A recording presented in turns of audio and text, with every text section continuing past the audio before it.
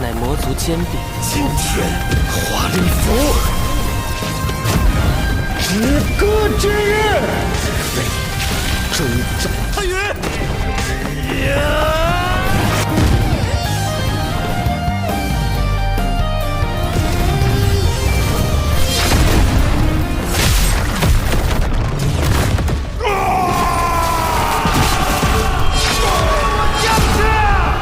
魔族的千年坚壁死了！除魔石！什么？可恶！ Woi yo, balik lagi sama Ketua Sekte dalam pembahasan alur cerita Donghua Throne of Steel episode 179 ya guys ya. Sebelum masuk ke dalam alur ceritanya, kita rekap sedikit aja episode sebelumnya. Di Zat King Hao Chen baru saja memasuki wilayah bintang, serta mengetahui hanya ada 4 api kehidupan yang tersisa di dalam monumen bintang dari 63 kesatria yang pernah memasukinya. Di dunia luar kekacauan kembali terjadi.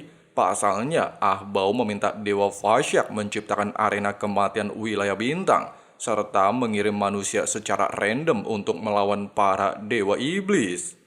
Meskipun kejadian tersebut benar-benar sangat menggemparkan, dan Han Yu menjadi manusia pertama yang harus melawan Dewa Iblis yang sebelumnya pernah membunuh orang tuanya, namun ternyata arena kematian wilayah bintang juga terhubung dengan lokasi Long Hao Chen. Terus gimana sih keseruan dan kelanjutannya? Jadi langsung aja cari posisi rebahan yang paling nyaman. Inilah waktunya kita baku hantam.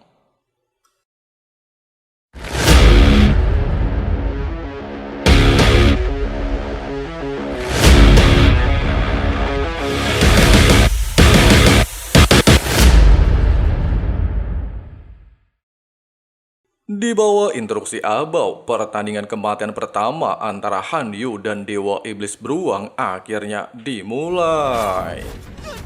Meskipun Han Yu telah mencoba melakukan serangan, namun hal itu tidaklah berdampak apapun, membuat Dewa Beruang beranggapan serangannya terlalu lemah dan tidak memenuhi syarat untuk balas dendam. Menurut Han Qian, Dewa Iblis Beruang pilar ke-6 dikenal sebagai Dewa Iblis Perang, memiliki keunggulan serangan mematikan di bawah pengaruh efek gravitasinya. Bahkan di bawah kekuatan penghancur sangatlah besar, 20 tahun yang lalu, Dewa Iblis Beruang pernah memimpin pasukan iblis untuk mengepung benteng Yulong, mengharuskan kedua orang tua Han Yu memimpin 360.000 pasukan dalam pertempuran 3 hari 3 malam tanpa henti. Sampai akhirnya di saat bala bantuan tiba, hanya tersisa kurang dari 100 pasukan yang tetap bisa bertahan hidup, membuat es dan salju di benteng Yulong langsung berubah menjadi merah darah, menjadi pertempuran paling berat benteng Yulong dalam 6.000 tahun berdiri, menjadikan Raja Beruang Iblis sebagai Dewa Iblis berbahaya kedua di 6 pilar pertama setelah Kaisar Iblis Feng Xiu, sehingga Han Xian beranggapan kekuatan Han Yu saat ini masih belum cukup untuk mengalahkan Dewa Iblis Beruang. Sementara itu di arena, demi membalaskan kematian kedua orang tuanya, Han Yu terlihat memanggil tahta ilahi ketakutan dan kesedihan. 悲伤之神与王座，王座，降临彼生，恐惧哀鸣。 Meskipun setiap pemilik tahta ilahi mampu menjadikan tahtanya sebagai armor perang sehingga mampu meningkatkan kekuatan layaknya yang saat ini digunakan oleh Han Yu, namun Dewa Iblis Beruang tidaklah terlihat gentar dan justru merasa sangat tertarik dan melepaskan tinju gravitasinya. Di saat Dewa Iblis Beruang terkejut ada semacam tekanan dari serangan Han Yu, para penonton beranggapan tahta ketakutan dan kesedihan memiliki efek ketakutan ketika melepaskan serangan, sehingga membuat mental lawan sedikit tertekan, membuat semua kekuatan dan kemampuan berkurang 50%. Selain itu juga, di bawah efek armor tahta ilahi, kekuatan spiritual Han Yu akan meningkat di atas 600.000 poin, sehingga bisa mengimbangi kekuatan Dewa Iblis Beruang.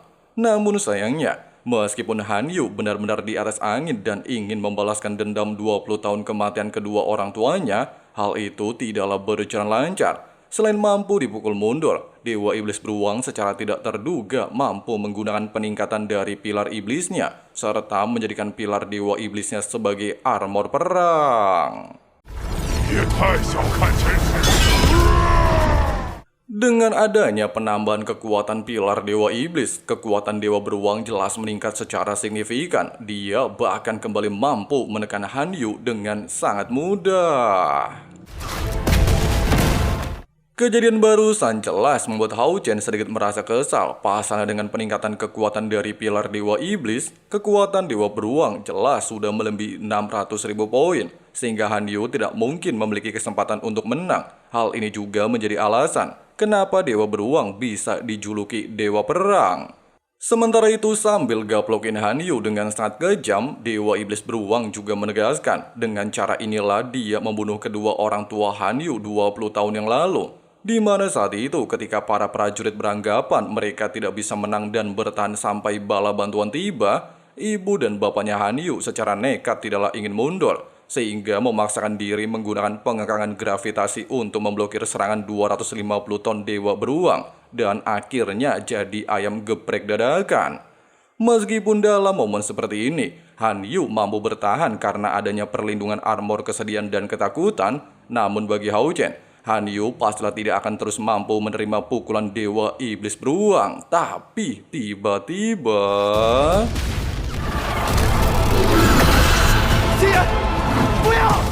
Tepat ketika Dewa Beruang kembali melepaskan serangan, Han Yu tiba-tiba saja melepaskan kekuatan luar biasa Hedun untuk menghancurkan serangannya. Di mana diketahui, tahta ilahi ketakutan dan kesedihan menjadi tahta paling istimewa setelah tahta ilahi keabadian dan penciptaan. Tahta tersebut ternyata menyimpan segel kekuatan iblis yang diwariskan dari zaman kuno. Selain kegelapan tidak mungkin bisa mengendalikan cahaya paling murni, cahaya juga tidak mungkin bisa mengendalikan kegelapan paling murni. Sehingga untuk bisa mengendalikan atribut kegelapan paling murni, Han Yu harus mengorbankan kekuatan spiritual bawaannya. Meskipun bisa meningkatkan kekuatannya berkali-kali lipat, namun jika kekuatan spiritualnya habis, dia akan menjadi manusia biasa. Hanya saja demi bisa membalaskan dendam kematian kedua orang tuanya, Han Yu tidaklah memperdulikan konsekuensinya. Meskipun sempat terkejut, kekuatan Han Yu tiba-tiba meningkat sangat drastis, namun Dewa Iblis Beruang tidaklah mundur. Dia beranggapan pastilah bisa membunuh Han Yu seperti halnya membunuh kedua orang tuanya. Sementara Han Yu sendiri jelas terus-menerus mengorbankan kekuatan spiritual bawaannya dan ingin menghabisi si bebeduk Dewa Iblis Beruang.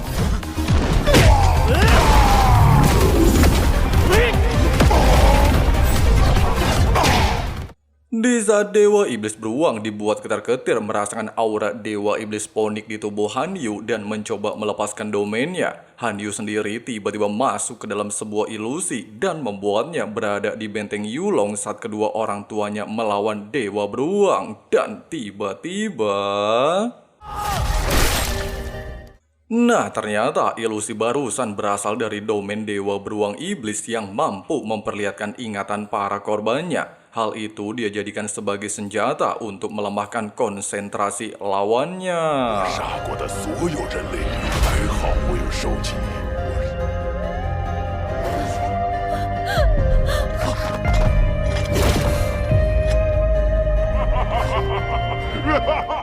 Di saat pasukan iblis dan Dewa Beruang merasa senang, Han Yu kembali bangkit. Dia terus membakar kekuatan spiritual yang tersisa kepada malaikat kegelapan. Pasalnya dia sudah berjanji akan membalaskan dendam kedua orang tuanya meskipun harus mengorbankan nyawanya.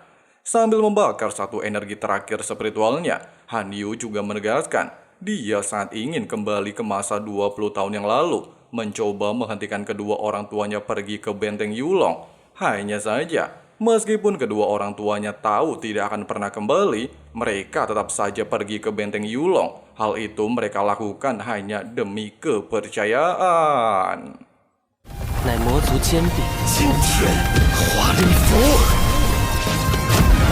止戈之日，追斩太云。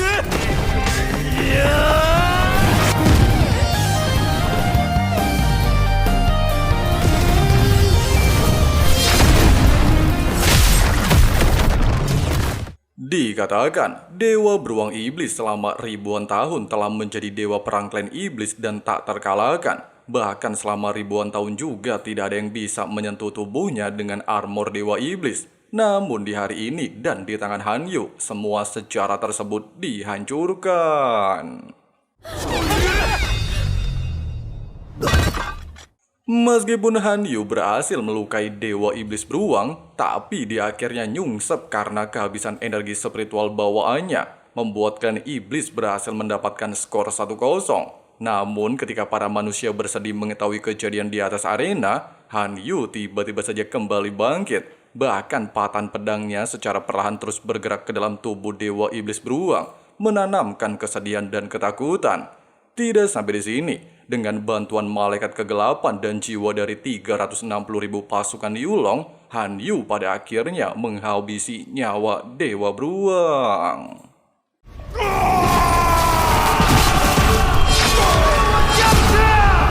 魔族的千年千臂，死了！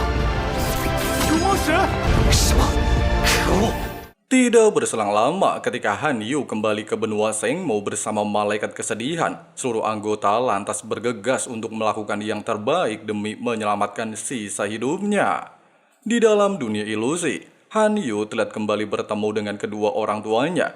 Bahkan kedua orang tuanya dibuat bangga dengan patung buatannya yang selama ini tidak pernah dia bisa tunjukkan, serta beranggapan Han Yu akan menjadi pematung hebat. Sayangnya, harapan kedua orang tuanya kini tidaklah menjadi kenyataan. Pasalnya dia saat ini justru menjadi kesatria yang memegang pedang dan bukan pisau ukir.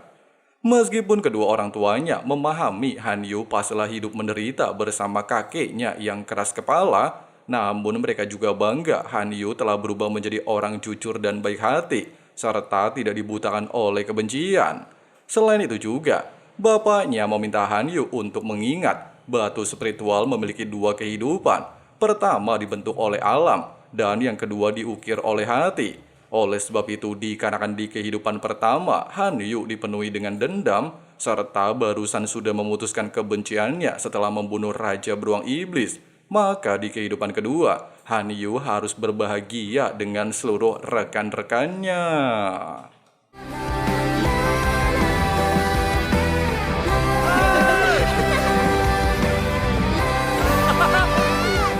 原本就只希望你自由，无拘无束。 Diiringi oleh lagu yang bikin merinding, Han Yu pada akhirnya benar-benar mampu melepaskan seluruh kebenciannya. Dia bisa menerima kenyataan kehidupannya bersama seluruh anggotanya. Dengan kata lain, berkat bantuan dari rantai penghubung, Han Yu kembali bisa dibangkitkan. 也不知道浩辰那边怎么样，韩宇就真的救不回来了。灵魂锁链内还有疑似韩语的神魂。 Di sisi lain, ketika Hao Chen berusaha memasuki arena kematian, Ah Bao memintanya untuk tidak melakukan hal sia-sia dan meratapi pertandingan pertama. Pasalnya dia memiliki 200 bintang di atas arena. Setiap bintang mewakili 100 manusia dan 100 iblis, sehingga akan ada 100 pertempuran yang akan terjadi dan menjadi tempat pembantaian yang sebenarnya. 都代表着一个人的命，这200颗命星。 看到这些星星，我不会让你得逞。Waduh, ternyata tahta segel ketakutan dan kesedihan Han Yu menyimpan kekuatan luar biasa edun ya guys ya. Dengan cara mengorbankan batu spiritual bawaan untuk meminjam kekuatan dari dewa malaikat ketakutan. Sehingga Han Yu mampu menghabisi dewa iblis yang udah ngebantai kedua orang tuanya. Waduh, mengingat perkataan Abau, akan ada 100 pertempuran lagi. Buset, bakalan panjang ya guys ya di arc kali ini. Nah, buat teman-teman supaya nggak ketinggalan updatean videonya, langsung aja klik subrek dan nyalain notifikasinya ya guys ya. Makasih banyak buat teman-teman yang udah nonton sampai habis. Di sini Abang Frank si ketua sekte undur diri dulu. See you and bye. Got a fine little body and her mind's kinda naughty. They say that once you taste it, you can never replace places. She could get you high, all the dopamine inside triggers fast once she's naked. Her body's a creation. They say the devil made her for his entertainment, but even he couldn't learn how to contain it. Her high heels make a damn good statement. There is no replacement, a body by Satan. 'Cause she got a bad little waist, and we tearing down this place off the liquor that we chase. Got some egos to the face, baby, I don't need no space. Coming closer for a taste, and I'll show you how I make everything just fade away. 'Cause she's like sex, drugs, cocaine, body so insane. Jealous of the clothing that she wears up on her tight frame.